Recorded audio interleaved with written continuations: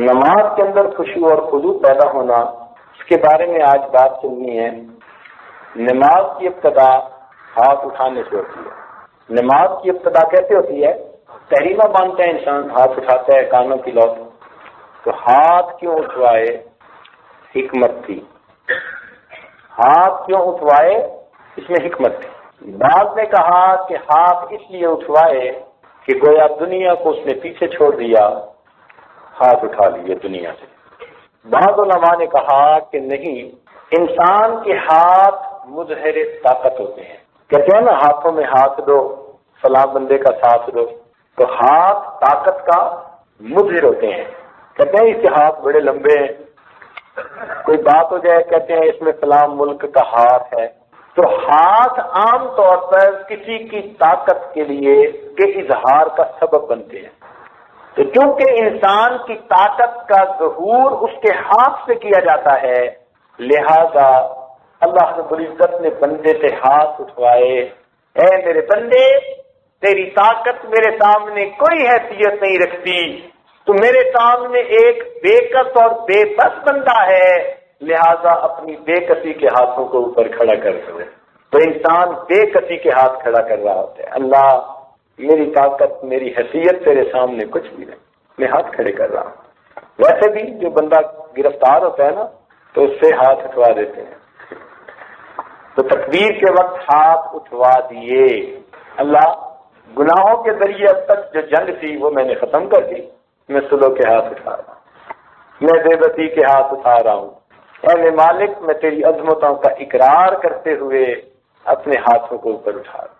تو ہاتھ اٹھانے کے اندر حکمتیں، شیخ الحدیث رحمۃ اللہ علیہ نے لکھا ہے کہ اوجز المسالک میں ہاتھ اٹھانے کی 10 حکمتیں لکھی گئی ہیں۔ ہاتھ اٹھانے کی 10 حکمتیں لکھی گئی ہیں۔ دیکھیں، فقط انسان ہی نماز نہیں پڑھتا، ساری مخلوق نماز پڑھتی ہے، مگر ہر مخلوق کی نماز جدا جدا ہے۔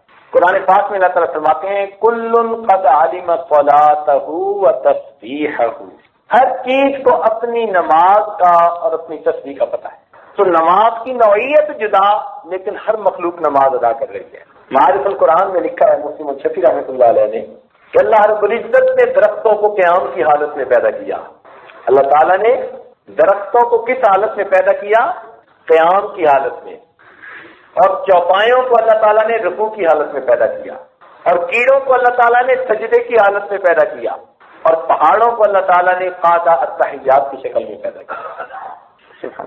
ساری مخلوق اللہ کی بندگی کر رہی ہے، درخت بھی اس کی بندگی کر رہے ہیں، جانور بھی اس کی بندگی کر رہے ہیں، پہاڑ بھی بندگی کر رہے ہیں، سب اس کی بندگی میں لگے ہوئے ہیں، اس کی عبادت کر رہے ہیں۔ اور جو جس عبادت میں لگایا گیا ساری زندگی وہی رکن ادا کرتا رہتا ہے۔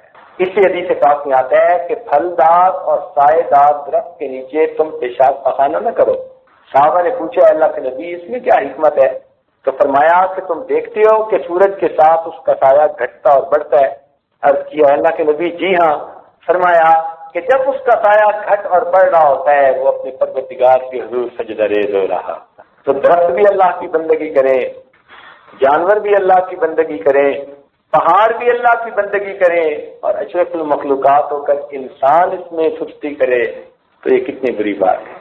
اس لیے ایک آدمی نے قسم اٹھائی ناراض ہو کر بیوی سے کہ میں کوئی منحوس دن ہوگا جب تجھ سے ہم بستری کروں گا۔ اب قسم تو اٹھا بیٹھا، پوری کیسے ہو؟ بڑے علماء سے مسئلہ پوچھا تو شیخ عبدالعزیز درینی رحمۃ اللہ علیہ کے پاس آیا، انہوں نے پوچھا بتا کہ تو نے آج فجر کی نماز پڑھی؟ کہنے لگا نہیں پڑھی۔ کہنے لگے تیری زندگی کا منحوس دن ہے، اب جا کے توبہ کر لے، تو حامد نہیں بنے گا۔ تو گویا جس دن انسان فجر کی نماز ادا نہیں کرتا وہ اس کی زندگی کا منحوس ترین دن ہوا کرتا۔ اللہ اکبر۔ دیکھیے تعظیم کی 3 صورتیں ہوتی ہیں، یا تو انسان ادب اور تعظیم کی وجہ سے کھڑا ہوتا ہے، یا کسی کے سامنے جھک جاتا ہے، یا کسی کے سامنے سجدے میں پڑ جاتا ہے۔ تعظیم کی 3 صورتیں ہیں نا۔ اللہ رب العزت نے نماز کے اندر یہ تینوں تعظیم کی صورتوں کو اکٹھا فرما دیا۔ انسان پہلے اس کے سامنے ہاتھ باندھ کر کھڑا ہوتا ہے، پھر رکوع میں جھک جاتا ہے، پھر سجدے میں چلا جاتا ہے۔ تو نماز کی ترتیب بھی دیکھیے کتنی پیاری ہے کہ گویا اپنے پروردگار کے سامنے ہم تعظیم کی ہر صورت بجا رہے ہو۔ کھڑے ہونا سکھایا، جھکنا سکھایا، پیشانی کو رگڑنا سکھایا. سبحان اللہ، اپنے آپ کو اللہ کے سامنے کتنا پست کیا بندے نے. اس لیے نماز میں انسان کو اللہ تعالیٰ کی معراج نصیب ہوتی ہے کہ انسان اللہ تعالیٰ کی تعظیم کی تمام صورتوں پر عمل کر رہا ہو. تکبیر جو کہی جاتی ہے نا، اللہ اکبر، اس میں فلسفہ یہ ہے کہ انسان یہ اقرار کرتا ہے کہ حق تعالیٰ ہماری عبادات سے بلند و بالا ہے. یعنی ہم جو عبادت کر رہے ہیں نا، اللہ اکبر، اللہ اس سے بھی بلند و بالا ہے. یہ نہیں کہ ہم نے عبادت کر کے اس کی بندگی کا حق ادا کر دیا، یا اس کی شان جیسے تھی ہم نے ویسے اس کی شان کے مطابق عمل کر لیا. نہیں، اس کی شان اس سے بھی بلند و بالا ہے. اس لیے اللہ اکبر کہہ کر انسان نے اللہ رب العزت کی عظمت کا اقرار کیا. چونکہ اللہ تعالیٰ کی عظمت کا اقرار کرنا ہوتا ہے، اس لیے آپ دیکھیں گے کہ رکوع کے اندر چونکہ اللہ کی عظمت کی ویسے تسبیح پڑھی جاتی ہے، سبحان ربی العظیم، سبحان ربی العظیم، اس لیے رکوع سے کھڑے ہونے پر اللہ اکبر نہیں کہا، سمع اللہ لمن حمدہ کہہ. باقی جتنے بھی رکن ہیں ان کو بدلتے ہوئے اللہ اکبر کہیں گے. لیکن رکوع میں چونکہ تسبیح ہی عظمت کو اوپر دلیل تھی، لہذا رکوع سے کھڑے ہوتے ہوئے سبحان ربی سمع اللہ لمن حمدہ ربنا لک الحمد. رکوع کے بعد انسان سجدے میں جاتا ہے. علماء نے لکھا کہ سب سے زیادہ انسان اللہ کے قریب سجدے کی حالت میں ہوتا ہے، اور حدیث پاک کو بھی یہی فرمایا گیا.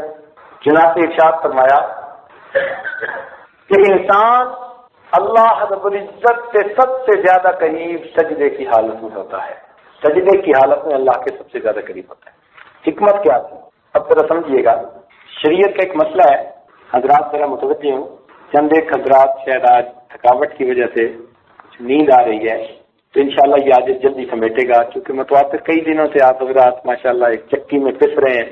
اسی کا نام مجاہدہ ہے، اور مجاہدے کے بعد مشاہدہ ہوتا ہے. انشاءاللہ ہمت سے کام لیں گے تو اللہ تعالیٰ آسانی فرما دیں گے.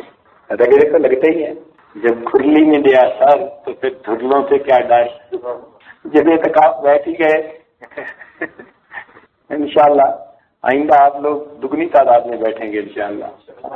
بالکل پورا سال آپ ان مجالس کی لذت اپنے دلوں میں محسوس کرتے رہیں گے. یہ فیض کوئی معمولی چیز نہیں ہے. جی ہاں، روز روشن کی طرح نظر آتا ہے اس کا اثر. شریعت کا یہ مسئلہ ہے کہ اگر انسان سجدہ کرے اور نیچے نرم جگہ ہونا، تو اس کو چاہیے کہ وہ اپنے سر کو نیچے دبائے، اتنا دبائے کہ نیچے سے زمین کی سختی محسوس ہونے لگ جائے. یعنی اس سے نیچے سر نہ جا سکے، اتنا دبانا ضروری. اگر نہیں دبائے گا تو سجدہ ادا نہیں ہوگا. مثال کے طور پر گھاس اگی ہوئی ہے اور یہ آدمی سجدے میں گھاس کے اوپر سر رکھ کے سجدہ کر لے گا تو اس کا سجدہ کوئی نہیں ہوگا. اس گھاس کو دبائے حتیٰ کہ نیچے سے زمین کی سختی محسوس ہونے لگ جائے. موٹا قالین ہے، اوپر سر رکھ دیا، سجدہ نہیں ہوا. دبانا ضروری حتیٰ کہ نیچے سے سختی محسوس ہو. فوم کسی نے نیچے بچھا دی، دبانا ضروری حتیٰ کہ نیچے سے سختی محسوس ہو. حکمت کیا تھی کہ سجدے میں انسان نے اپنے آپ کو اتنا جھکایا حتیٰ کہ نیچے سے زمین کی سختی محسوس ہوئی، اور پتہ چل گیا کہ بندہ اپنے آپ کو اس سے نیچے جھکا نہیں سکتا. لہذا اس نے اپنے آپ کو جھکانے کی انتہا کر دی، پروردگار نے اس کو اٹھانے کی انتہا کر دی. میرے بندے، تو نے اتنا جھکایا جتنا تو جھکا سکتا تھا، اب میں تجھے اٹھاتا ہوں جتنا میں اٹھا سکتا ہوں. اس نے فرمایا الصلاۃ معراج المومن، نماز مومن کی معراج. دو سجدے کیوں؟ ایک قیام، ایک رکوع، ایک سجدہ ہوتا تو سمجھ میں آنے والی بات تھی. لیکن قیام بھی ایک رکعت میں، رکوع بھی ایک، قوما بھی ایک، لیکن سجدے دو. حکمت یہ تھی کہ ہو سکتا ہے ایک سجدہ کرنے کے بعد انسان کے نفس کے اندر عجب پیدا ہوتا کہ میں نے اللہ تعالیٰ کی عبادت کر لی جیسے کرنی چاہیے تھی، حق ادا کر دیا. پروردگار نے اس عجب کو توڑنے کے لیے دوسرا سجدہ پھر کروا دیا کہ تو نے جو سر کو جھکایا ہے نا، تو یہ نہ سمجھ ایک دفعہ جھک کے بات ختم ہو گئی، تجھے ہم ایک دفعہ اور جھکا دیتے، تو نے بار بار جھکنا ہے اس جگہ پر، تو نے زندگی گزارنی ہے جھکتے ہوئے۔ اور بعض حضرات نے فرمایا کہ چونکہ سجدے میں انسان محبوب کے قدموں پہ سر رکھ دیتا ہے، الساجد یسجد علی قدم اللہ، سجدہ کرنے والا اللہ رب العزت کے قدموں پہ سر رکھ دیتا ہے۔ چنانچہ مفتی محمد حسن گنگوئی رحمۃ اللہ علیہ کے حالات زندگی میں ہے، لمبا سجدہ کرتے تھے، لمبا سجدہ کرتے، تو کسی نے پوچھا کہ جی آپ اتنا لمبا سجدہ کیوں کرتے ہیں؟ تو انہوں نے فرمایا تھا کہ سجدے میں مجھے یوں محسوس ہوتا ہے کہ جیسے اللہ رب العزت کے قدموں پہ میں نے سر رکھ دیا، سر اٹھانے کو دل نہیں کرتا۔ اپنی اپنی کیفیتیں ہوتی ہیں۔ حضرت مولانا فضل الرحمان گنج مراد آبادی رحمۃ اللہ علیہ، محبت کی بات ہے نا، پریم پیالہ پیے۔ ایک مرتبہ حضرت اکبر ثانی رحمۃ اللہ ملنے کے لیے گئے، تو یہ طالب علم تھے، بالکل اٹھتی جوانی تھی، اور حضرت اس وقت ماشاء اللہ بلندیوں پر تھے۔ تو حضرت نے بلایا اور فرمایا اشرف علی جب میں سجدہ کرتا ہوں مجھے یوں محسوس ہوتا ہے جیسے کہ پروردگار نے میرے رخسار کا بوسہ لے لیا۔ جب میں سجدہ کرتا ہوں مجھے یوں محسوس ہوتا ہے جیسے کہ پروردگار نے میرے رخسار کا بوسہ لے لیا۔ ایسے سجدوں میں ان کو پھر کیا مزہ آتا ہوگا۔ اس لیے بات بزرگ فرماتے تھے آج قیام کی رات اور ساری رات قیام کرتے، آج سجدے کی رات سجدے میں گزارتے، آج رکوع کی رات رکوع میں گزار دیتے، ایک ایک آیت پڑھ کر رکوع جو ہے۔ اچھا ایک تجربہ بھی یاد کرتا چلوں، بعض بزرگوں کا معمول ساجد نے پڑھا اور پھر اس کو اپنا کے دیکھا کہ جس آدمی کو علم کے بارے میں شرح صدر نہ ہو رہا ہو نا، یعنی وہ پڑھتا ہو بھول جاتا ہو، یاد رکھنا مشکل ہو جاتا ہو، علم کے ساتھ مناسبت نہ پیدا ہو رہی ہو، کئی تو طلباء ہوتے ہیں نا بیچارے محنت تو کرتے ہیں مگر اس کا نتیجہ کوئی نہیں نکلتا۔ حضرت عبداللہ ابن عباس لانو نے ایک مرتبہ، بلکہ عبداللہ ابن مسعود لانو نے ایک مرتبہ پوری رات یہ آیت پڑھ کر گزاری، اور رب زدنی علما، اسی آیت کو پوری رات گزارتے رہے۔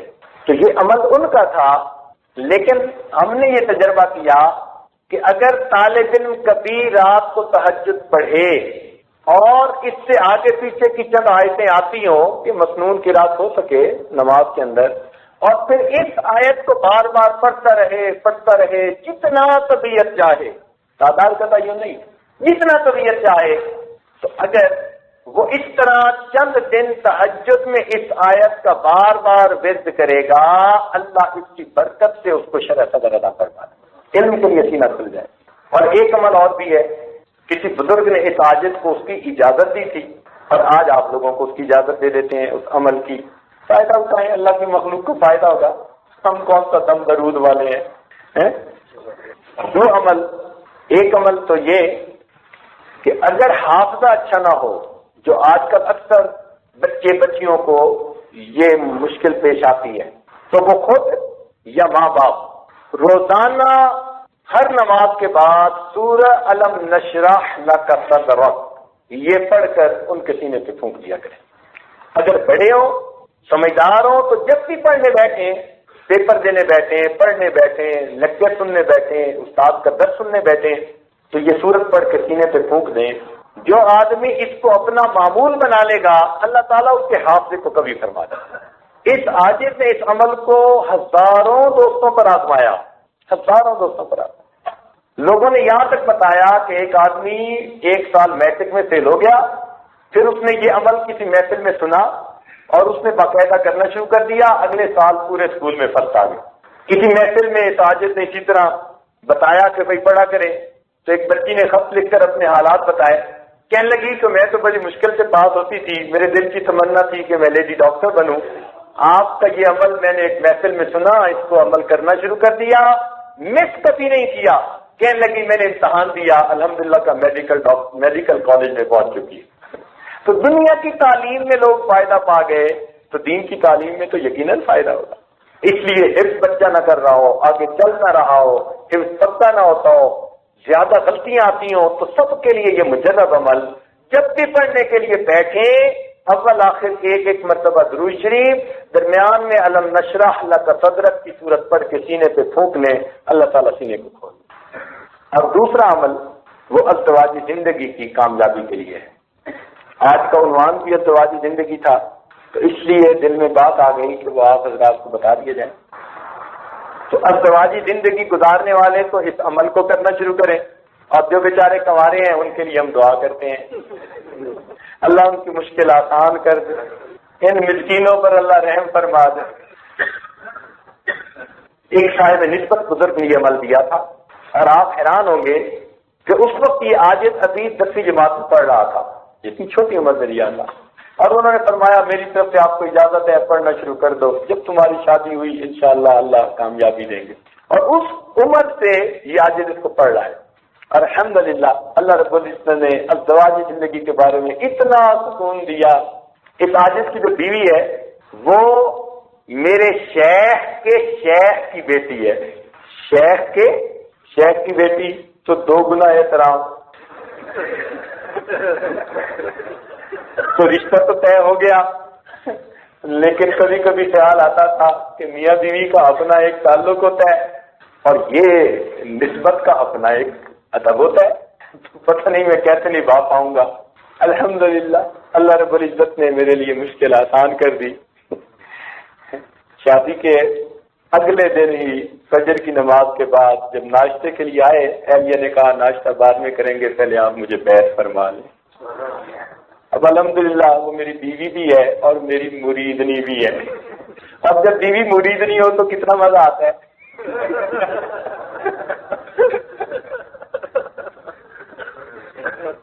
اور یہ عادت سمجھتا ہے کہ اس عمل کی برکت تھی، اس عمل کی برکت تھی، یہ کسی صاحب نسبت نے دیا تھا۔ الحمدللہ ثم الحمدللہ۔ تو وہ عمل یہ ہے کہ قرآن مجید کی آیت ہے ربنا هب لنا من ازواجنا وذرياتنا قرة اعین واجعلنا للمتقین اماما۔ اس آیت کو یاد کر لیجئے، جن کو یاد ہے سبحان اللہ، جن کو نہیں یاد وہ اس کو یاد کر لیں، اور یاد کرنے کے بعد معمول یہ ہے جس کی اجازت اس عاجز کی طرف سے آپ سب کو ہے کہ آپ خود کر سکتے ہیں، خود کریں گے تو آپ کو فائدہ ہوگا، لیکن آگے بتانے کے لیے صاحب نسبت کا ہونا ضروری۔ ہر بندہ آگے اجازت نہیں دے سکتا، بات سمجھ رہے ہیں نا؟ تو یہ نسبت سے اجازت آگے چلتی ہے۔ اعمال کی بات، اعمال جو بزرگوں کے پاس ہوتے ہیں نا وہ نسبت کے ساتھ آگے چلتے ہیں، پھر ان کی برکتیں بھی آگے چلتی ہیں۔ تو یہ عمل خود آپ کریں گے کیونکہ آپ کو اجازت دی جا رہی ہے، تو انشاءاللہ آپ کو اس سے فائدہ ہوگا۔ لیکن اگر آپ میں صاحب نسبت حضرات موجود ہیں تو وہ بے شک اس عمل کو آگے بھی اجازت دیں گے، اللہ اس کی برکت کو آگے جاری فرما دیں گے۔ تو عمل یہ ہے کہ ربنا هب لنا من ازواجنا وذریاتنا قرۃ اعین واجعلنا للمتقین اماما، اس دعا کو یاد کر لیں، اور ہر نماز میں فرض ہو، سنت ہو، واجب ہو، نفل ہو، کوئی ہو، جب آخری التحیات پڑھیں تو یوم یقوم الحساب پڑھنے کے بعد پھر آپ قرآنی اس دعا کو پڑھیں اور اس کے بعد سلام پھیریں۔ بات سمجھ رہے ہیں؟ جب بھی نماز پڑھیں، نماز کی آخری التحیات میں، آخری قاعدہ، اس میں جب آپ ربنا آتنا پڑھیں یا رب اجعلنی جو بھی دعا پڑھتے ہیں آپ، جب وہ دعا پڑھ لیں تو اس کے بعد آپ اس دعا کو بھی پڑھیں اور پڑھنے کے بعد سلام پھیریں۔ اللہ تعالیٰ آپ کی ازدواجی زندگی کی خوشیاں آپ کو اپنی آنکھوں سے دیکھنے کی توفیق عطا فرمائے۔ انڈر لائنگ آئیڈیا یہ ہے کہ اللہ تعالیٰ اپنی رحمت سے نماز کو قبول فرما ہی لیتے ہیں، تو جب وہ نماز کو قبول فرمائیں گے تو یہ کیسے ممکن ہے کہ نماز کے اندر مانگی ہوئی دعا قبول نہ ہو؟ تو جب نماز قبول ہوگی تو اس کے اندر مانگی ہوئی دعا بھی قبول ہوگی۔ اور الحمدللہ کہ ہمارے بہت پریشان حال دوستوں نے اس عمل کو اپنایا، اللہ نے گھر کے حالات کو ٹھیک کر دیا۔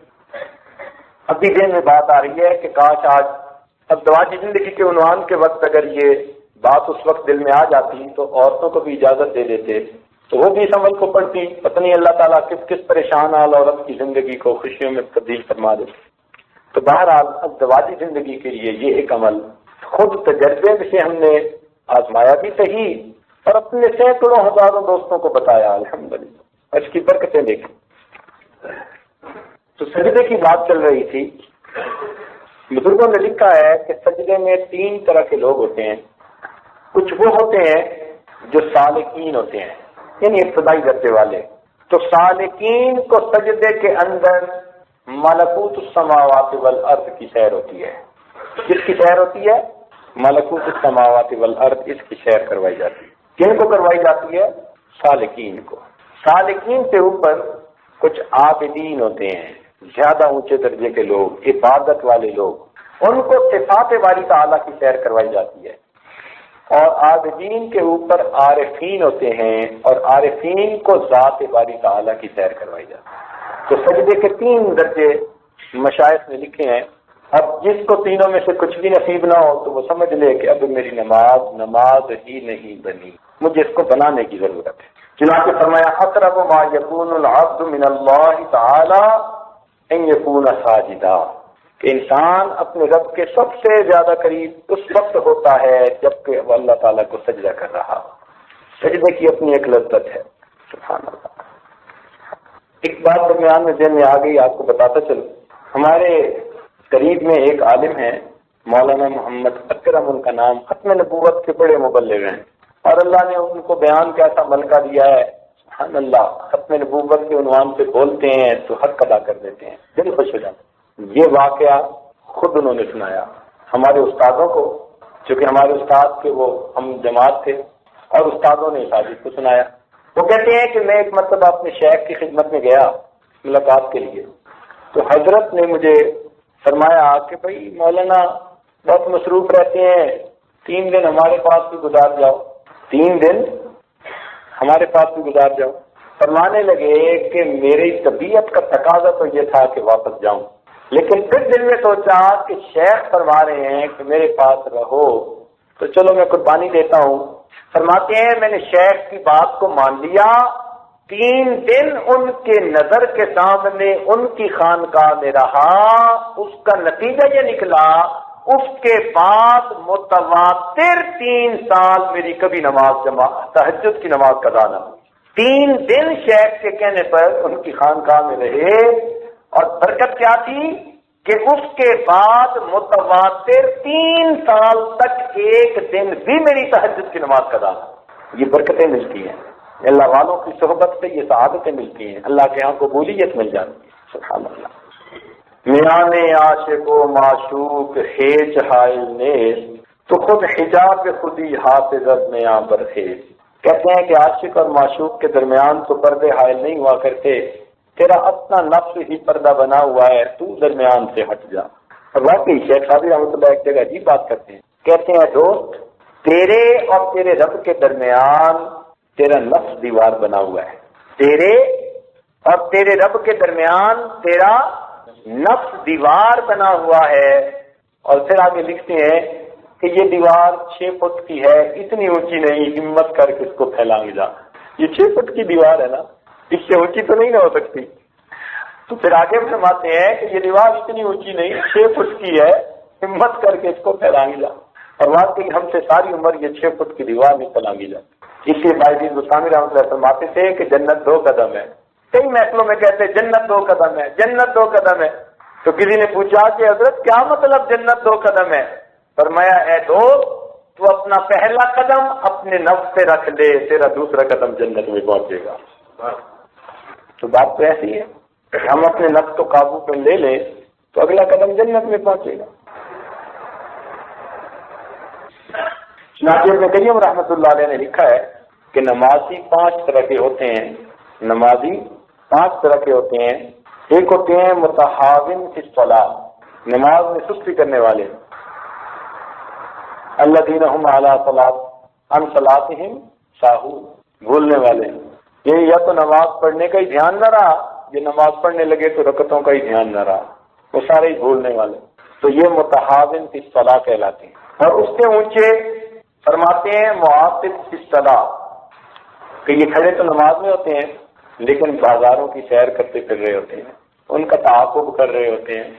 اور تیسرا فرماتے ہیں معفون عنہ، یعنی وہ لوگ کہ جن کو اللہ تعالیٰ معاف فرما دیں گے، یہ وہ ہیں کہ جن کو نماز میں باہر کے خیال تو آتے ہیں لیکن وہ خیال کو جھٹک دیتے ہیں، خیال میں گم ہونے کی بجائے نماز ہی کی طرف دھیان رکھتے ہیں، یہ معفون عنہ ہیں، یعنی اللہ تعالیٰ اس درجے کے بندے کو معاف کر دے گا اور اس کی نماز کو قبول کر دے گا۔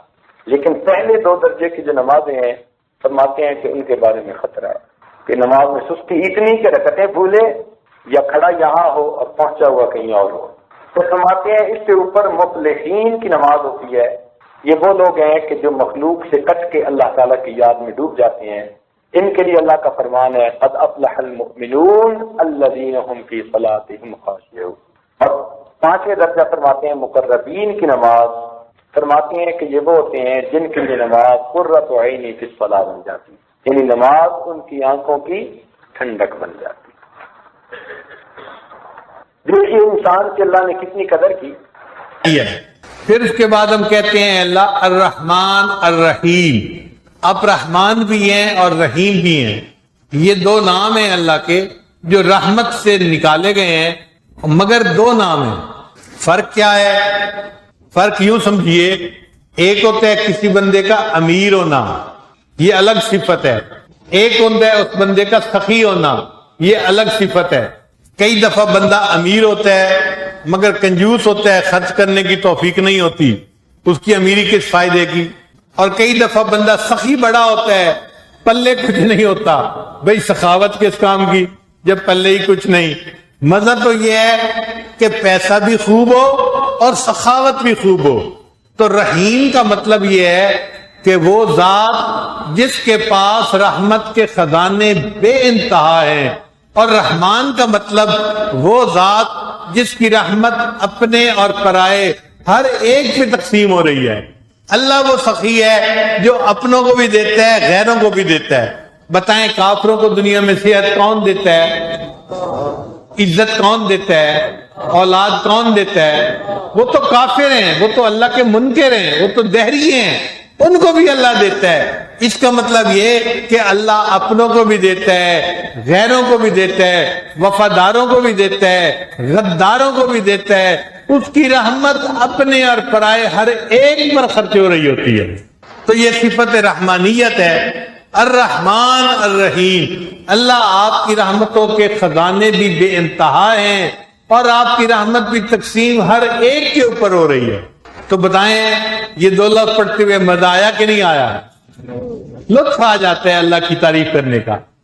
پھر آگے کہہ دیا مالک یوم الدین، اللہ آپ قیامت کے دن کے مالک ہیں، اللہ تعالیٰ قیامت کے دن کے جج بھی ہیں، انصاف فرمائیں گے۔ مگر جج جو ہوتا ہے نا اس کے ہاتھ بندھے ہوئے ہوتے ہیں، اگر کسی مجرم کی فیور کرنا چاہے تو کر نہیں سکتا، کہتے ہیں جی میں مجبور ہوں قانون کے آگے، میں کچھ قانون کے بڑھ کے نہیں کر سکتا۔ تو جج کے ہاتھ بندھے ہوتے ہیں۔ اللہ قیامت کے دن کے مالک ہیں اور مالک کو اختیار ہوتا ہے، وہ جس کی چاہے وہ فیور کرے۔ فرمایا تو ہم نے کہا مالک یوم الدین، اے اللہ آپ قیامت کے دن کے مالک ہیں، اس دن آپ جس بندے کو بخشنا چاہیں گے آپ کو کوئی پوچھنے والا نہیں، جتنے گناہ ہوں گے ان تمام گناہوں کے باوجود آپ معاف فرما دیں گے، آپ قیامت کے دن کے مالک ہوں گے۔ اب جب اللہ کی تعریفیں کی تو پھر اس کے بعد کہا ایاک نعبد و ایاک نستعین، اللہ ہم آپ ہی کی عبادت کرتے ہیں اور صرف آپ ہی سے مدد مانگتے ہیں۔ یہ کیوں کہا؟ اس لیے کہ ہم اللہ کی عبادت میں کسی کو شریک نہیں بناتے۔ اللہ تعالیٰ شرک کو بہت ناپسند فرماتے ہیں، فرماتے ہیں میں ہر گناہ کو معاف کر دوں گا، شرک کے گناہ کو معاف نہیں کروں گا۔ اللہ تعالیٰ کی غیرت کا معاملہ ہے، وہ اتنا غیور پروردگار ہے کہ شرک کو معاف نہیں کرے گا۔ اب نوجوان سوچیں گے کہ بھئی شرک بھی آخر کبیرہ گناہ ہے، ایسی بھی کیا بات ہو گئی کہ اللہ کو شرک بالکل ہی پسند نہیں ہے، اللہ بالکل ہی معاف نہیں کریں گے؟ جی ہاں، غیرت انسان کی برداشت نہیں کرتی۔ ذرا ایک مثال سنیے گا، اگر کسی کی بیوی آ کر اپنے خاوند کو کہے میں آپ کی بھی بیوی ہوں تو خاوند مطمئن ہو جائے گا یا اسی وقت گھر سے دھکا دے دے گا؟ وہ کہے گا مجھے نکتہ برداشت نہیں ہے۔ تم یہ کہو میں آپ کی ہی بیوی ہوں، بھائی ایک انسان ہے اس کی غیرت برداشت نہیں کرتی کہ میری بیوی کہ میں آپ کی بھی بیوی ہوں، تو اللہ تعالیٰ ہیں، وہ کہاں برداشت کرتے ہیں بندہ میرا ہو اور یہ کہ میں آپ کی بھی عبادت کرتا ہوں؟ اللہ فرماتے ہیں نہیں میرے بندو، تم اقرار کرو آپ ہی کی عبادت کرتا ہوں اور آپ ہی سے مدد مانگتا ہوں۔ جب ہم نے یہ کہا نا ایاک نعبد و ایاک نستعین، اللہ آپ ہی کی عبادت کرتے ہیں اور آپ ہی سے مدد مانگتے ہیں، اللہ نے فرمایا ہاں اب تم نے سلیقے کی بات کی نا، اب بتاؤ تم مجھ سے چاہتے کیا ہو؟ اللہ اہدنا الصراط المستقیم، ہمیں سیدھے راستے کی رہنمائی فرما دیجیے، کیونکہ اللہ سے ہم جو نعمت سب سے بڑی مانگ سکتے ہیں وہ سیدھے راستے کی ہدایت ہے، رہنمائی ہے، اس سے بڑی نعمت اور کوئی نہیں۔ تو ہم نے مطالبہ کیا اے اللہ ہمیں سیدھے راستے کی رہنمائی فرما دیجیے۔ اب یہ سیدھا راستہ کون سا ہے؟ آگے اللہ نے یہ نہیں کہا کہ صراط القرآن والحدیث، قرآن اور حدیث کا راستہ دکھا دیجیے، اللہ نے فرمایا صراط الذین انعمت علیہم، اللہ ان بندوں کا راستہ جن پر آپ کا انعام ہوا، جس راستے پر آپ کے انعام یافتہ بندے چلے، اللہ ہم ان بندوں کے راستے پہ چلنا چاہتے ہیں۔ یعنی فاتحہ میں بھی اللہ نے بتا دیا کہ تمہیں تقلید کرنی پڑے گی، پیچھے چلو گے تو کام بنے گا، اگر تقلید نہیں کرو گے تو راستے سے بھٹک جاؤ گے۔ صراط الذین انعمت علیہم، اے اللہ ان لوگوں کا راستہ جن پر آپ کا انعام ہوا۔ بھئی انعام کن پر ہوا؟ قرآن نے بتایا 4 بندوں پر اللہ کا انعام ہوا، من النبیین والصدیقین والشہداء والصالحین، یہ وہ لوگ ہیں انعم اللہ علیہم، اللہ نے ان پر انعام فرمایا۔ تو ہم گویا ان 4 لوگوں کی اتباع اور پیروی کی اللہ سے جو ہے مدد مانگ رہے ہوتے ہیں۔ اب اتنی بات ہو جاتی تو بھی کافی تھی، اللہ نے فرمایا نہیں نہیں، جو گمراہ ہیں تم ان سے ذرا برات کا اظہار بھی کر دو۔ تو آگے کہہ دیا غیر المغضوب علیہم ولا الضالین، اے اللہ ان لوگوں کے راستے پہ نہیں چلنا کہ جو گمراہ ہوئے یا جو جن کے اوپر تیرا جو ہے وہ تیرا عذاب آیا، جن پر تیرا عذاب آیا وہ، یا جن پر جو گمراہ ہو گئے ہم ان کے راستے پہ نہیں چلنا چاہتے۔ وہ بھی 4 بندے ہیں، یہود، نصارہ، مشرکین اور دہریے، یہ 4 جو ہیں یہ غیر مغضوب علیہم ولا الضالین میں شامل ہیں۔ فرمایا ان کے راستے پہ نہیں چلنا، تم نے 4 انعام یافتہ بندوں کے راستے پہ زندگی گزارنی۔ اب بتائیے کہ ہم نے سورہ فاتحہ میں اللہ سے ہدایت بھی مانگ لی، مدد بھی مانگ لی، سیدھے راستے کی رہنمائی بھی فرما دی، اس لیے پھر سورہ فاتحہ کے بعد اللہ نے قرآن مجید کی تلاوت رکھ دی، میرے بندوں میری کتاب کو پڑھو اور سیدھے راستے کی تفصیلات تم جانتے چلے جاؤ کہ سیدھا راستہ کس کو کہتے ہیں۔ اب جب ہم نے تلاوت بھی کر لی تو رکوع ہم نے گویا قیام مکمل کر لیا، تو اللہ نے فرمایا میرے بندوں ادب کی مختلف حالتیں ہوتی ہیں، کبھی بندہ کسی کو دیکھ کے ادب کی وجہ سے کھڑا ہو جاتا ہے، کبھی کسی کو دیکھ کے اس کے سامنے جھک جاتا ہے، کبھی اس کے قدموں پہ سر رکھ دیتا ہے، کبھی اس کے سامنے ادب سے بیٹھ جاتا ہے۔ تم نماز میں ادب کی ان 4 صورتوں کو اکٹھا کر لو گے تو میری عبادت کرنے والے بندے بن جاؤ گے۔ اب ہم نے قیام میں اللہ کے سامنے کھڑے ہو کے عبادت کی، پھر اس کے بعد اللہ نے فرمایا اب رکوع کرو، تو ہم نے اللہ اکبر کہہ کے رکوع کر لیا۔ تلاوت کے بعد امام کیا کہتا ہے؟ اللہ اکبر کہتے ہیں اور ہم رکوع میں چلے جاتے ہیں۔ رکوع بھی اللہ کی بندگی ہے، اللہ کے سامنے بندگی کا اظہار ہے۔ اب رکوع میں ہم کیا پڑھتے ہیں؟ اللہ نے اپنے محبوب صلی اللہ علیہ وسلم کو 2 حکم دیے تھے قرآن پاک میں۔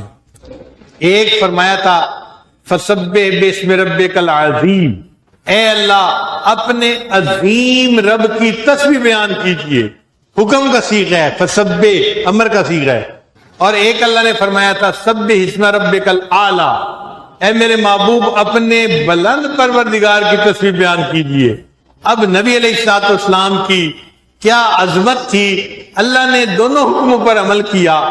ایک تسبیح کو نبی علیہ السلام نے رکوع میں پڑھ لیا اور دوسری تسبیح کو نبی علیہ السلام نے سجدہ کر کے سجدے میں پڑھ کے اللہ کے حکم کو پورا کر کے دکھا دیا۔ تو ہم رکوع میں کون سی تسبیح پڑھ رہے ہوتے ہیں؟ سبحان ربی العظیم۔ یہ سبحان ربی العظیم اللہ کا حکم تھا اپنے محبوب کو، ہم ان کی اتباع میں اس کو پڑھ رہے ہوتے ہیں۔ آپ دیکھیے سبحان ربی العظیم پڑھتے ہوئے کتنا مزہ آ رہا ہوتا ہے بندے کو۔ اللہ کی عظمت اگر دل میں ہو تو انسان سبحان ربی العظیم پڑھ کے دل خوش ہو جاتا ہے۔ ہم نے اللہ کی تعریف کر دی واقعی جیسے کرنی تھی۔ اب یہاں ایک نقطہ سمجھیے کہ رکوع میں نمازی نے پڑھا سبحان ربی العظیم، یہ تو پہلے ہی جھکا کھڑا ہے اور پہلے ہی اللہ کی عظمت کا اعتراف کر رہا ہے، تو اللہ نے فرمایا اب تم جب رکوع سے اٹھو گے تو تمہیں اللہ اکبر کہنے کی ضرورت نہیں ہے، کیونکہ اللہ اکبر سے تو اللہ کی عظمت بیان ہونی تھی نا، تم اللہ کی عظمت کو تو پہلے ہی مان رہے ہو، سبحان ربی العظیم پڑھ رہے ہو۔ اے اللہ اب کیا کریں؟ فرمایا اب امام کہے سمع اللہ لمن حمیدہ، اللہ نے سن لی ہر اس بندے کی دعا کو جو اس کی تعریفیں بیان کرتا ہے، اور اس پر مقتدی پھر کیا کہتا ہے؟ ربنا لک الحمد، ہم اللہ کی حمد بیان کر رہے ہوتے ہیں۔ آپ سوچیں یہ الفاظ کہتے ہوئے کتنا لطف آتا ہے بندے کو۔ امام کہتا ہے سمع اللہ لمن حمیدہ، اللہ نے سن لی اس کی دعا جس نے اللہ کی حمد کی، اور اس جواب کو سنتے ہی ہم فوراً کہہ رہے ہوتے ہیں ربنا لک الحمد، اللہ سب تعریفیں آپ کے لیے ہیں۔ اور صحابہ کی عظمت کو دیکھو کہ نبی علیہ السلام جب کہتے تھے سمع اللہ لمن حمیدہ تو محبوب کی اس بات کو سن کے صحابہ فوراً کہتے تھے ربنا لک الحمد، اللہ کو ان کی تعریف کتنی اچھی لگتی ہوگی۔ اب جب ہم نے ربنا لک الحمد کہہ دیا تو اللہ کی حمد کا حق ادا کر دیا۔ اللہ فرماتے ہیں اے میرے بندے اب تم ذرا اور اپنے آپ کو پامال کرو اور میرے سامنے سجدہ ریز ہو جاؤ، جیسے کوئی محبوب کے قدموں میں سر ڈال دیتا ہے تم بھی سجدے میں چلے جاؤ۔ تو ہم اللہ اکبر کہہ کے اب سجدے میں چلے جاتے ہیں۔ سجدہ فنا کی مانند ہے اور قیام بقا کی مانند ہے۔ ہم سجدے میں اپنی انانیت کو فنا کر رہے ہوتے ہیں، اللہ کے پاؤں پہ پڑ رہے ہوتے ہیں، سر جھکا دیتے ہیں، اس لیے سجدے میں بندہ اللہ کو بڑا اچھا لگتا ہے۔ اللہ فرماتے ہیں مومن جب سجدہ کرتا ہے تو وہ میرے سب سے زیادہ قریب ہوتا ہے، اس لیے قرآن میں جو جہاں وسجد کا لفظ ہے اسی کے ساتھ آگے وقترب کا لفظ بھی ہے، قرب ملتا ہے سجدے سے، تو بندہ سجدے میں سر جھکاتا ہے، اللہ اپنا قرب عطا فرما دیتے ہیں۔ اب سجدے میں ہم کیا پڑھتے ہیں؟ سبحان ربی الاعلیٰ۔ اللہ کتنے خوش ہوتے ہوں گے کہ میرا بندہ میرے سامنے اپنے آپ کو پامال کر کے اور میری اتنی عظمت کا اقرار کر رہا ہے۔ سجدے میں ایک شرط ہے کہ بندہ اپنا سر اتنا جھکائے کہ نیچے سے زمین کی سختی محسوس ہونے لگ جائے۔ اگر کسی جگہ پر گھاس ہو اور نماز پڑھنے والا نماز اس طرح پڑھے کہ سر گھاس کے تنکے کے ساتھ لگا کے اوپر اٹھا لے تو سجدہ ادا نہیں ہوتا۔ اگر نیچے فوم کا گدا ہو اور کوئی فوم کے گدے کے ساتھ ماتھا لگا کے اٹھا لے سجدہ ادا نہیں ہوتا۔ سجدے میں شرط ہے کہ اس فوم کے گدے پہ اتنا سر کو نیچے جھکاؤ کہ نیچے سے زمین کی سختی محسوس ہونے لگ جائے، تب سجدہ ادا ہوگا۔ اس کا کیا مطلب کہ اس بندے نے اپنے سر کو اتنا جھکایا کہ جھکانے کی انتہا کر دی۔ اللہ نے فرمایا میرے بندے جب تم نے سر کو جھکانے کی انتہا کر دی میں تمہیں اٹھانے کی انتہا کر دیتا ہوں، میں تمہیں معراج عطا فرما دیتا ہوں۔ حضرت مولانا یحییٰ رحمۃ اللہ علیہ لمبا سجدہ کیا کرتے تھے۔ کسی نے پوچھا کہ حضرت اتنا لمبا سجدہ کیوں کرتے ہیں؟ فرمایا کہ جب میں سجدہ کرتا ہوں مجھے یوں فیل ہوتا ہے میں نے محبوب کے قدموں پہ سر رکھ دیا، میرا سر اٹھانے کو دل ہی نہیں چاہتا۔ کاش کہ کوئی ایسا سجدہ ہمیں بھی کرنے کی توفیق نصیب ہو جاتی۔ اس سجدے کی اپنی لذت ہے۔ ہمارے بعض اکابرین ساری رات سجدہ کیا کرتے تھے، لمبا سجدہ کیا کرتے تھے۔ اللہ کے پیارے حبیب صلی اللہ علیہ وسلم نے اتنا لمبا سجدہ کیا کہ سیدہ صدیقہ عنہا فرماتی ہیں کہ مجھے ہول پڑ گیا، خطرہ ہو گیا کہ کیا نبی علیہ السلام زندہ بھی ہیں یا نہیں۔ میں اٹھی بستر سے اور میں نے نبی علیہ السلام کے پاؤں کی جو چھوٹی انگلی ہے نا اس کو ہلایا کہ پاؤں کے اندر کوئی جان کے آثار نظر آتے ہیں یا نہیں آتے۔ اتنا لمبا سجدہ تو کیا آقا صلی اللہ علیہ وسلم نے کہ دیکھنے والے کو پتہ یوں لگتا تھا کہ جیسے جان ہی شاید چلی گئی ہے۔ ہم سجدے میں 3 تسبیح پڑھتے ہیں، سبحان ربی الاعلیٰ، سبحان ربی الاعلیٰ، سبحان ربی الاعلیٰ۔ وقت بھی ہوتا ہے، کوئی لٹھ لے کے نہیں کھڑا ہوتا کہ جلدی اٹھو، چھٹی کا دن ہوتا ہے، کھلا ٹائم ہوتا ہے۔ محبت نہیں کہ ہم زیادہ مرتبہ سبحان ربی الاعلیٰ پڑھیں۔ ہمارے اکابر 5 مرتبہ 7 مرتبہ تسبیح پڑھتے تھے۔ میں نے اپنی زندگی میں ایک ایسے بزرگ کے پیچھے بھی نماز پڑھی جو اپنے ہر سجدے میں 21 مرتبہ سبحان ربی الاعلیٰ پڑھا کرتے تھے، ہر سجدے میں 21 مرتبہ پڑھا کرتے تھے۔ تو نوجوانوں کو چاہیے کہ وہ 3 مرتبہ کی بجائے 7 مرتبہ پڑھیں، زیادہ مرتبہ پڑھیں، اور نفلوں میں تو جتنی مرتبہ پڑھیں کم ہے، بس پڑھتے ہی رہیں سجدے میں سر ڈال کے، سبحان ربی الاعلیٰ سبحان ربی الاعلیٰ سبحان ربی الاعلیٰ۔ اتنا پڑھیں کہ اللہ کرے کہ ہمیں سجدے ہی میں موت آ جائے۔ حدیث مبارکہ میں ہے، بخاری شریف کی روایت ہے، بنی اسرائیل کا ایک عابد تھا، اس نے پہاڑ کی چوٹی پر 400 سال اللہ کی عبادت کی تھی۔ اب بتائیے بھائی، ہماری عمر ہی ابھی 50-60 سال ہے، 400 سال تو بہت عمر ہوتی ہے۔ 400 سال اس نے عبادت کی، اور پھر اس نے دعا مانگی، ہے اللہ مجھے سجدے میں موت عطا فرمانا۔ اللہ نے اس کو سجدے میں موت عطا فرمائی۔ تو ایسے خوش نصیب بھی ہیں جو ایسی تمنائیں دل میں رکھتے ہیں اور اللہ ان کی تمناؤں کو پورا کر دیتے ہیں۔ ہمارے ایک دوست تھے، ان کے سسر بہت نیک آدمی تھے۔ میں کئی مرتبہ اس دوست کو ملنے جاتا تھا تو ان کے سسر میرے اوپر بہت شفقت کا اظہار کرتے تھے۔ بڑھاپا تھا، ان کی پلکیں بھی سفید تھیں، بھویں بھی سفید تھیں، اور جسم کے سارے بال سفید تھے۔ بس جب بھی میں ان کے پاس جاتا، میں تو لڑکا تھا، میرے سارے بال کالے تھے اس وقت، تو مجھے جاتے ہی عطیات کی شکل میں سامنے بیٹھ جاتے تھے۔ جسم ذرا موٹا تھا، فربا تھا، تو میں ان کی منت سماجت کرتا کہ آپ پلیز اس طرح میرے سامنے نہ بیٹھے، مجھے شرم آتی ہے۔ کہتے تھے کہ نہیں، میں آپ کے سامنے بس عطیات میں ہی بیٹھے گا۔ تکلیف اٹھاتے تھے مگر عطیات میں بیٹھتے تھے، اور کہتے تھے کہ بس آپ اللہ کی محبت میں باتیں کرتے رہیں اور میں سنتا رہوں گا۔ اور میں بدھو سا نوجوان تھا، جب وہ کہتے کہ اللہ کی محبت میں باتیں کرو تو میں کرنی شروع کر دیتا تھا، ایک ٹیپ چل پڑتی تھی، اور ادھر سے میں باتیں اللہ کی محبت میں کرنا شروع کرتا، اور ان کی آنکھوں سے آنسوؤں کے لڑی جو ہے ٹوٹ پڑتی تھی۔ اتنے آنسو گرتے تھے کہ سینکڑوں آنسو، 2-4 آنسو کی بات نہیں، سینکڑوں آنسو میں خود گنتا تھا، ان کی آنکھوں سے گر رہے ہوتے تھے، روتے تھے اللہ کا نام سن کے، اتنی محبت کی ان کو اللہ سے۔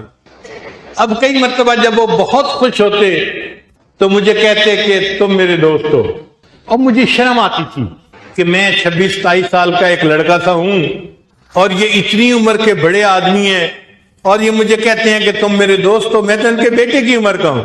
تو میں ان کے آگے شرم سے ہاں نہیں کر پاتا تھا، ہنس پڑتا تھا، مگر وہ یہی کہتے تھے تم میرے دوست ہو، تم میرے دوست ہو، تم میرے دوست ہو۔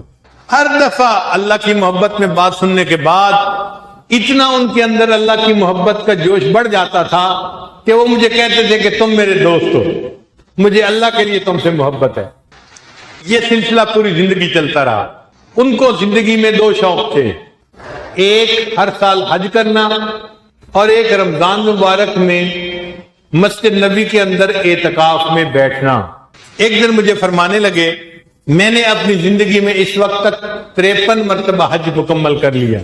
53 حج اللہ نے ان کو عطا فرمائے، اس کے بعد بھی انہوں نے کیے، اللہ جانتے ہیں کل کتنے ہوئے ہوں گے، اور عمروں کی تو کوئی انتہا ہی نہیں تھی، اور ہر سال اعتکاف کرتے تھے، ہر سال حج کرتے تھے۔ ایک دن میں نے اللہ کی محبت کی 4 وجوہات بتائیں اور کچھ اشعار پڑھے اللہ کی محبت میں۔ اس دن ان کی حالت عجیب تھی، رو رو کے ان کی طبیعت ہلکان ہو گئی۔ اس دن مجھے کہنے لگے کہ میرے دوست، میں تم سے وعدہ کرتا ہوں، اگر اللہ نے قیامت کے دن میرے اوپر رحم کر دیا تو میں تمہیں اپنے ساتھ لیے بغیر جنت میں نہیں جاؤں گا۔ میرے دوست، میں تم سے وعدہ کرتا ہوں کہ اگر اللہ نے قیامت کے دن میرے اوپر فضل فرما دیا تو میں تمہیں ساتھ لیے بغیر جنت میں نہیں جاؤں گا۔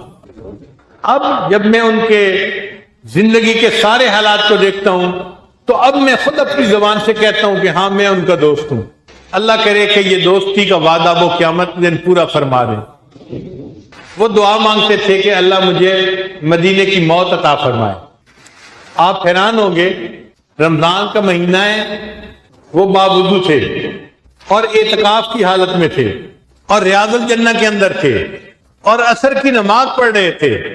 جب عصر کی نماز میں دوسری مرتبہ سجدے میں گئے تو ان کی روح قبض ہو گئی۔ ریاض الجنہ میں روزے کی حالت میں، رمضان کے وقت میں، نماز کی حالت میں اللہ نے سجدے میں ان کو موت عطا فرما دی۔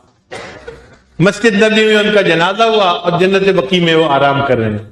اب میں کہتا ہوں کہ ہاں میں بھی ان کا دوست ہوں، کیونکہ مجھے پتا چل گیا کہ اللہ کی ان کے اوپر واقعی رحمت کی نظر تھی۔ اللہ نے کتنا اچھا ان کا جو ہے نا اختتام فرمایا۔ تو جو زندگی میں عبادت کرتے ہیں اور اللہ سے امیدیں کرتے ہیں، اللہ ان کی امیدیں پوری کر دیتا ہے۔ تو بنی اسرائیل کے اس عابد کو اللہ نے سجدے میں موت عطا فرمائی۔ کاش کہ ہمیں بھی اللہ رب العزت یہ نعمت عطا فرما دے، مگر سجدے کی لذت ہمیں آتی نہیں ہے، ہمیں ہم اس سے واقف نہیں ہیں۔ ہمارے سجدے بے حلاوت سجدے، ٹکرے مارتے ہیں۔ ہمارے اسلاف محبت کے سجدے کرتے تھے۔ شاعر نے سنیے کیا کہا، وہ دھوپوں میں تپتی زمینوں پہ سجدے، سفر میں وہ گھوڑوں کی زینوں پہ سجدے، چٹانوں کی اونچی جبینوں پہ سجدے، وہ صحرا بیاباں کے سینوں پہ سجدے، علالت میں سجدے، مصیبت میں سجدے، وہ فاقوں میں حاجت میں غربت میں سجدے، وہ جنگ و جدل میں حراست میں سجدے، لگا تیر زخموں کی حالت میں سجدے، وہ غاروں کی وحشت میں پر نور سجدے، وہ خنجر کے سائے میں مسرور سجدے، وہ راتوں میں خلوت سے معمور سجدے، وہ لمبی رکعتوں سے مسحور سجدے، وہ سجدے محافظ مددگار سجدے، غموں کے مقابل عطردار سجدے، نجات اور بخشش کے سالار سجدے، تھکا تھر تو بنتے تھے تلوار سجدے، وہ سجدوں کے شوقین غازی کہاں ہے، زمیں پوچھتی ہے نمازی کہاں ہے۔ اب ہمارے سجدوں کا حال بھی سن لیجئے۔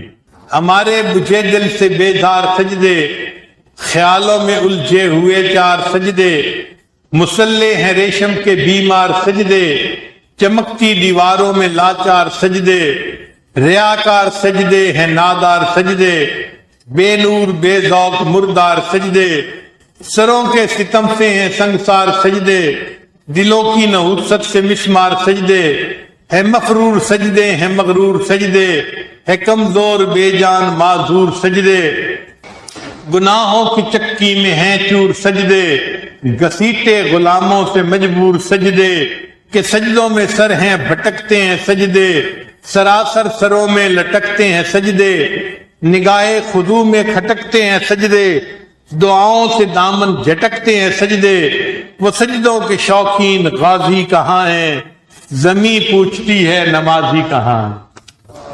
آج ہم بھی سجدے کرتے ہیں مگر زمین پوچھتی ہے یا اللہ وہ نمازی کہاں چلے گئے جو سجدہ کرتے تھے تو میں بھی کانپ جاتی تھی۔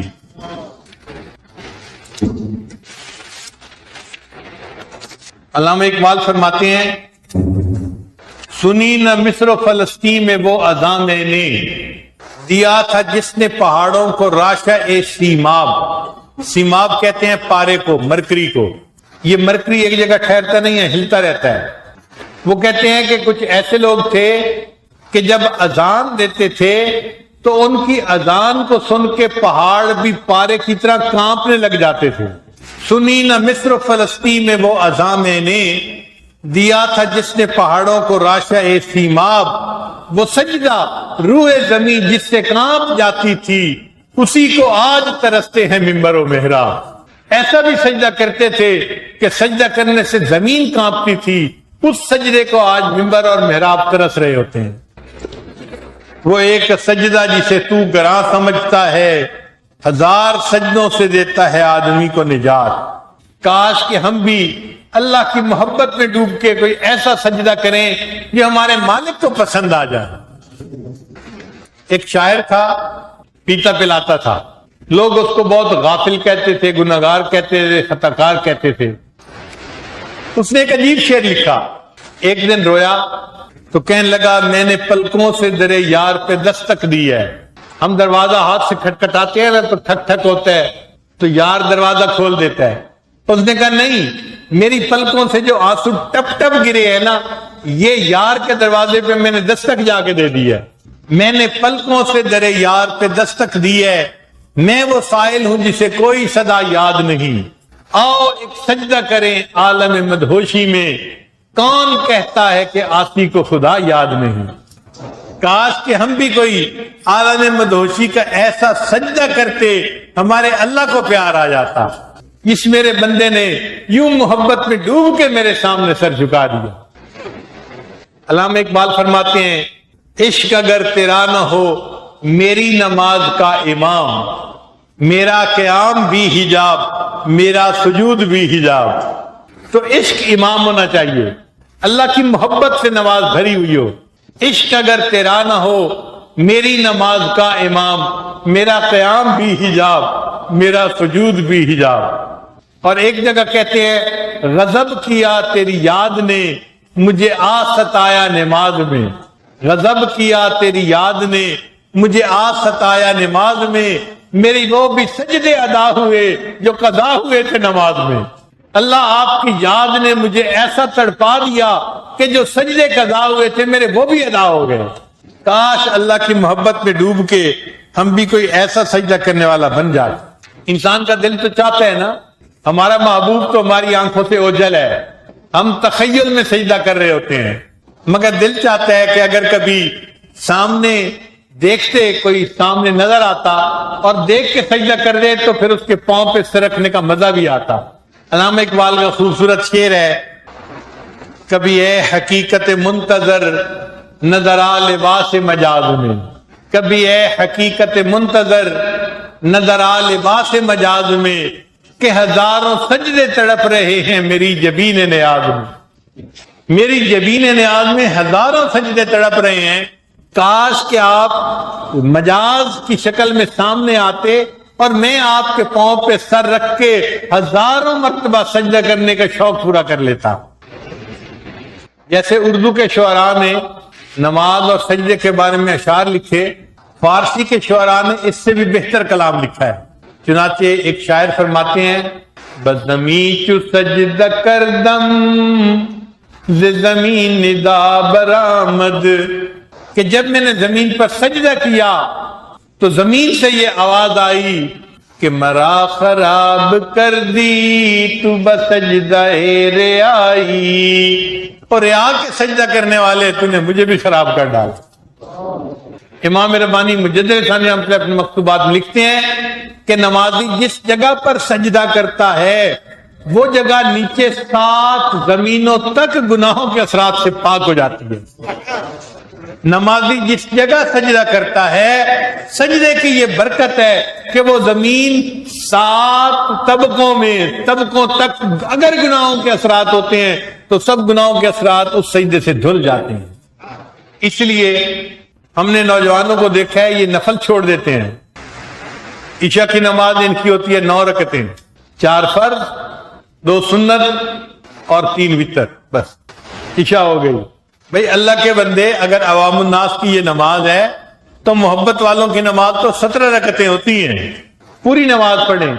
یہ جو فرض نمازوں کے ساتھ فقہاء نے نفل لکھے ہیں نا، یہ بڑے اہم ہیں، ان کو پڑھنا چاہیے.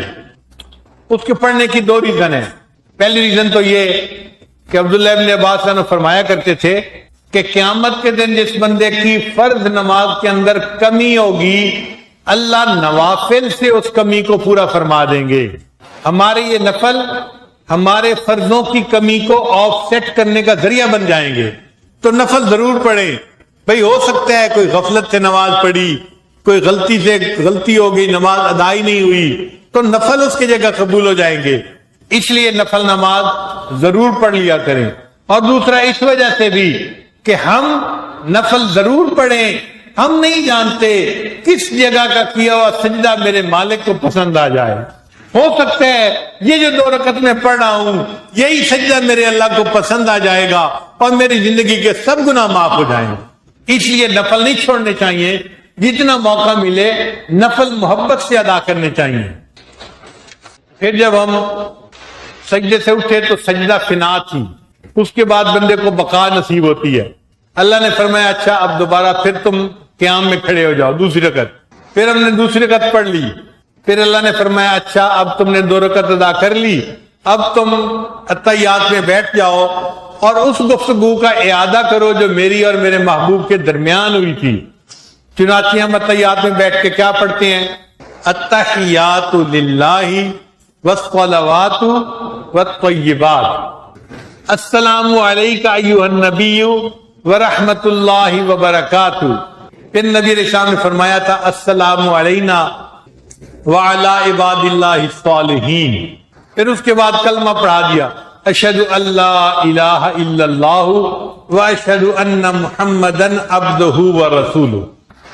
اب معراج کی گفتگو تو ختم ہو گئی، مگر نبی علیہ السلام نے نماز میں اس کے بعد درود بھی ایڈ فرما دیا۔ وہ درود کون سا؟ درود ابراہیمی۔ درود ابراہیمی کی بھی کچھ بات عرض کر دوں، بات لمبی تو نہیں ہو جائے گی۔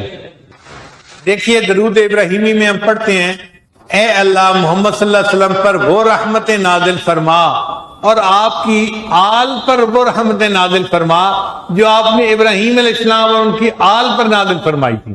تو طالب علم کے ذہن میں سوال پیدا ہوتا ہے کیا نبی علیہ السلام کو کسی چیز کی کمی تھی؟ کوئی ایسی نعمت تھی جو ابراہیم علیہ السلام کے پاس تھی اور نبی علیہ السلام اس کی طلب فرماتے تھے جو آپ نے یہ مضمون شامل کیا؟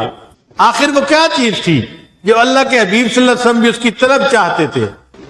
تو علماء نے اس کا جواب دیا ہے، بات سمجھنے والی ہے۔ ایک ہوتی ہے محبت ذاتی اور ایک ہوتی ہے محبت صفاتی۔ اس کو یوں سمجھیں کہ ماں کو اپنا بیٹا ذاتی طور پہ پسند ہوتا ہے، گورا ہو کالا ہو اندھا ہو بینا ہو جو مرضی ہو، اپنا بیٹا اس کو ماں ہونے کی وجہ سے ویسے ہی پسند، یہ محبت ذاتی ہے جو اس کو ہے۔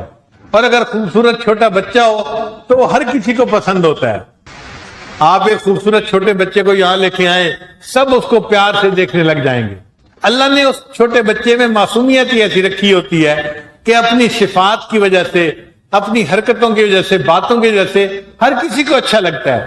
تو ایک ہوتی ہے محبت صفاتی اور ایک ہوتی ہے محبت ذاتی۔